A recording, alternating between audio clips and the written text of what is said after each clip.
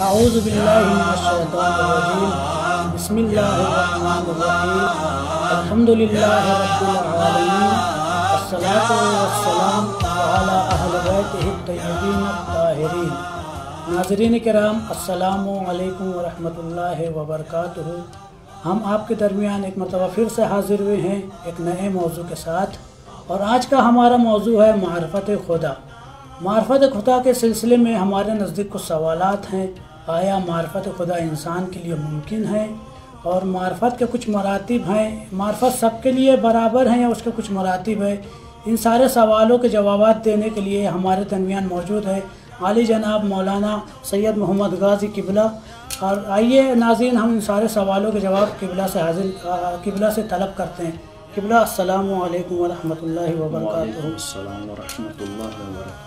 قبلہ، کیا خدا کی معرفت انسان کے لیے ممکن ہے جبکہ انسان کی عقلیں جو ہوتی ہے وہ محدود ہوتی ہے، جبکہ اس کی ذات یعنی خداوند عالم کے ساتھ جو ہے وہ لامحدود ہے؟ تو کیا معرفت خدا انسان کے لیے ممکن ہے؟ اعوذ باللہ من الشیطان الرجیم، بسم اللہ الرحمن الرحیم، وبہ نستعین، وصلی اللہ علی سیدنا محمد وآلہ الطیبین الطاہرین، اما بعد، قال اللہ تبارک و تعالی فی القرآن الکریم وہو اصدق الصادقین وقولہ الحق۔ بسم اللہ الرحمن الرحیم، لا یکلف اللہ نفسا الا وسعہا۔ عزیزان محترم، ناظرین اکرام،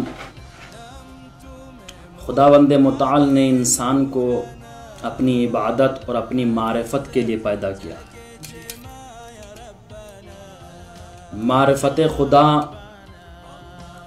اور اس کو پہچاننا ہر انسان پر واجب ہے۔ ایسا نہیں ہے کہ فقط خدا کو ایک انسان عالم ہی پہچانے گا، نہیں، بلکہ اللہ کی معرفت ہر انسان پر واجب ہے، چاہے وہ جاہل ہو، عالم ہو، یا شہر میں رہنے والا ہو یا گاؤں میں رہنے والا ہو۔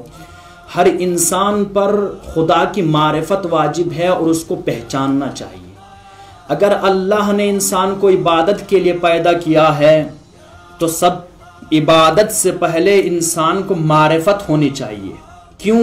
اس لیے کہ اگر معرفت نہیں ہوگی تو انسان عبادت کیسے کرے گا؟ پہلے پہچانے انسان کہ کس کی معرفت، کس کی عبادت کر رہا ہے۔ پہلے معرفت ہے، بعد میں عبادت ہے۔ لہٰذا سوال یہ ہے کہ آیا انسان کے لیے معرفت خدا ممکن ہے؟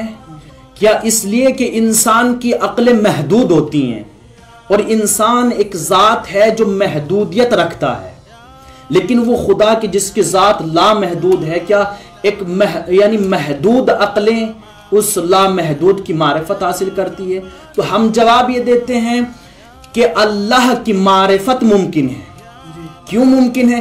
اس لیے کہ اللہ کسی کو اس کے نفس سے زیادہ یا اس کی تکلیف سے زیادہ، اس کی طاقت سے زیادہ کسی کو تکلیف نہیں دیتا۔ خداوند متعال یعنی وہ حکیم ہے، اس نے اپنی معرفت کا حکم دیا ہے کہ میری معرفت حاصل کرو۔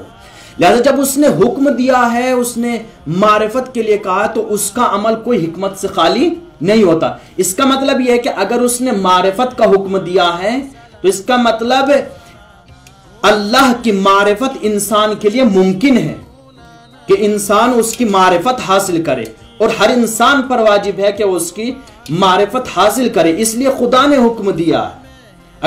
اگر ممکن نہ ہوتا تو خدا حکم نہ دیتا، اس لیے کہ خداوند عالم مجھے یا آپ کو یا اور کسی کو اس کی طاقت سے زیادہ تکلیف نہیں دیتا۔ لہٰذا معرفت خدا ممکن ہے اور ہر انسان پر واجب ہے معرفت خدا۔ جی، بہت بہت شکریہ۔ ہمارا ایک سوال اور ہے، کیا سب کی معرفت ایک جیسی ہے یا اس کے کچھ مراتب ہیں؟ یہاں پر ہم کہیں گے، کہا کہ انسان، ہم جو ہیں تمام کے تمام انسان ہیں، اور ہمارے اوپر فرض ہے کہ ہم سبھی خداوند عالم کو پہچانیں، اس کی معرفت حاصل کریں، اس لیے کہ ہم اس کی نعمتیں کھا رہے ہیں، استعمال کر رہے ہیں، تو واجب بنتا ہے کہ ہم اس کا شکر کریں، اس کو پہچانیں۔ لیکن انسان کو جس قدر بھی ممکن ہے انسان کے لیے اس قدر پہچانیں۔ اللہ یہ نہیں کہہ رہا ہے کہ میری کنہ ذات کو پہچانے، کنہ حقیقت تک انسان پہنچے، بلکہ اللہ کہا کہ میری معرفت حاصل کرے۔ اب معرفت حاصل کرنا یہ نہیں ہے کہ اس کی حقیقت تک پہنچ جائے، اس لیے کہ حقیقت تک خدا کی کوئی پہنچ نہیں سکتا، لہذا جہاں تک ممکن ہے وہ انسان خدا کی معرفت کرے، جہاں تک ممکن ہے۔ اس لیے کہ بعض انسان جو اپنے عقل کو زیادہ استعمال کرتے ہیں، حتیٰ کہ معصومین بھی یہ کہتے ہوئے نظر آئے الہی ما عرفناک حق معرفتک، خدایا ہم نے تجھے اس طرح نہیں پہچانا جس طرح تجھے پہچاننے کا حق تھا۔ لہذا معصومین ہیں، وہ معصومین یا معصوم کہہ رہا، کہا کہ ہم نے ایسے نہیں پہچانا جو پہچاننے کا حق تھا۔ لہذا جب معصومین جو ہے کنہ ذات تک نہیں پہنچ سکے، حقیقت تک نہیں پہنچ سکے، تو ہم بھی اس کی حقیقت تک نہیں پہنچ سکتے۔ لیکن جہاں تک ممکن ہے انسان خداوند عالم کی معرفت حاصل کرے، لہذا مراتب ہیں۔ مثلا اگر میں نے معرفت حاصل کی تو ہمارا مزاج کیا ہے؟ ایک معصوم کی معرفت ہے، ایک عالم کی معرفت ہے۔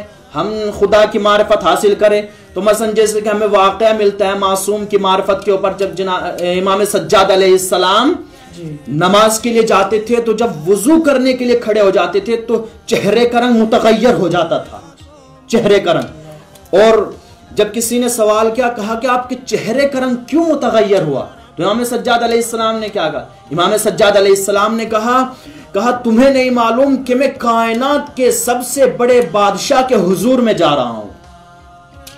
اس لیے کہ امام سجاد علیہ السلام جانتے تھے، پروردگار عالم کی معرفت رکھتے تھے۔ یا مثلا مولا علی علیہ السلام، حضرت علی علیہ السلام جب نماز پڑھتے تھے تو پورا ذہنی پوری یعنی امیر المومنین علیہ السلام کی توجہ خدا کی طرف ہوتی تھی، اس معرفت سے نماز پڑھتے، حتیٰ کہ پاؤں سے تیر نکال لیا گیا لیکن امام کو پتہ نہیں چلا۔ لیکن یہ معصوم کی معرفت ہے، لہذا معرفت کے مراتب ہیں اور معرفت کے درجات ہیں۔ ہر کسی کی معرفت جو ہے برابر نہیں ہے، لیکن ہر انسان کو چاہیے کہ وہ خدا کی معرفت حاصل کرے جس قدر بھی ممکن ہو۔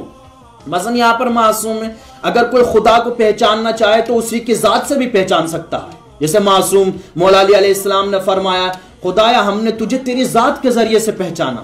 لیکن اگر کوئی عام آدمی ہو، عام آدمی کے جیسے مثلا وہ ایک ضعیفہ چرخہ چلا رہی تھی، اس نے کیسے پہچانا خدا کو؟ چرخے کے ذریعے سے پہچانا، اس لیے کہ اس کی عقل محدود تھی، اس نے اپنی عقل کے اعتبار سے، اس نے اپنی حیثیت کے اعتبار سے خدا کو پہچانا۔ کہا کہ چرخے کے اس سے پہچانا ہے، کہا کہ جب یہ چرخہ بغیر چلانے والے کے نہیں چل سکتا تو کائنات کا چرخہ جو ہے بغیر چلانے والے کیسے چل سکتا ہے؟ تو انسان اپنی حیثیت کے مطابق جو ہے وہ خداوند عالم کی معرفت حاصل کرے۔ بہت بہت شکریہ قبلہ آپ کا۔ تو ناظرین کرام، بہت ہی مختصر اور بہت ہی اچھے انداز میں ان سوالوں کا جواب قبلہ نے دیا ہے، اور انشاءاللہ یہ سلسلہ معرفت خدا کے بارے میں جاری رہے گا، اور ہم نئے موضوع کے ساتھ ہم نئے سوالات کے ساتھ آپ کے درمیان حاضر ہوں گے۔ جب تک کے لیے ہم آپ سے اجازت چاہتے ہیں۔